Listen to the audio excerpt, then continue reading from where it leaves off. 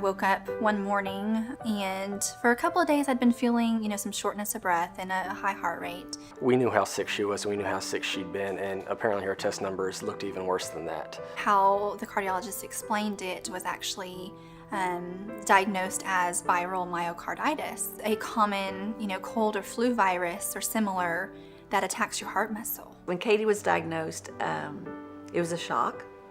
She was the healthiest child that we had.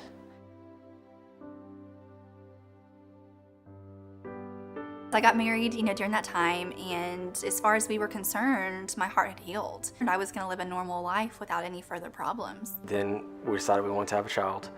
Got pregnant. We assumed everything was going great. At 37 weeks pregnant, I woke up about 5 o'clock in the morning and just knew that my heart problems were back.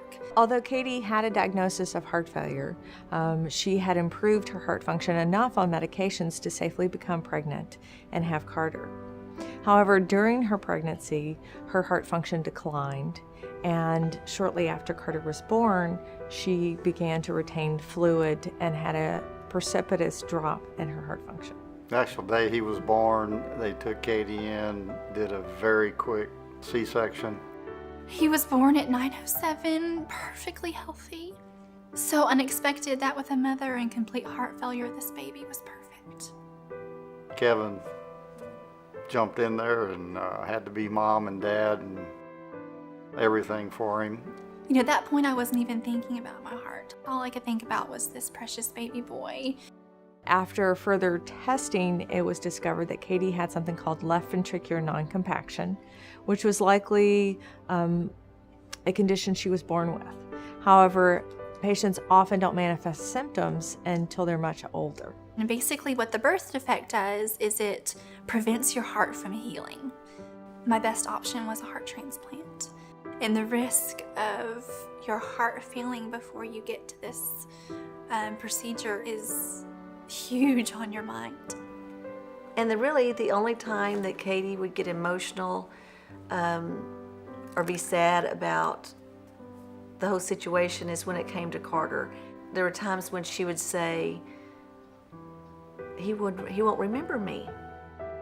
And I said, oh, yes, he'll remember you, because we'll make sure of that. It's hard seeing basically your world laying there on a bed, on practically a deathbed. It's hard to see that and try to keep that strong face. So I knew that I had to be the strong one. She was just a trooper. I know there was one point, as a daddy, I thought if they stick another needle in her and draw any more blood out of her for any reason, I think I'm gonna pull the rest of my hair out. They'd always told us that the day that you get a heart will just begin to be chaotic, and you'll see people running back and forth and coming in your room, and that all started happening, but we didn't know why. And I remember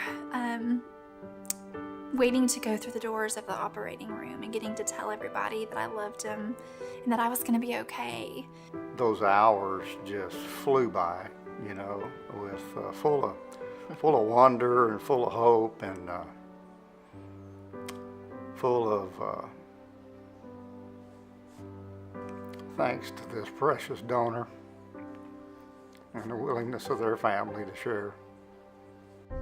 And I remember waking up and knowing that I was alive. And I remember the first thing they said was that my fingers and my toes were warm, and they hadn't been that way in a long time.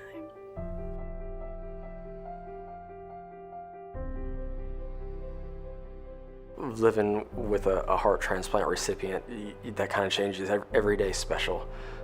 Every day that you can wake up next to her is a great day. I am passionate about the American Heart Association because I am here today, living and breathing because of the research and the studies that have been going on and been funded by this association. And they can't do this research and studies without help. I am passionate about the American Heart Association because they save lives, and I get to see it every day. The people who fund the American Heart Association help fund the technologies and the research and the medicine that helped save my wife's life.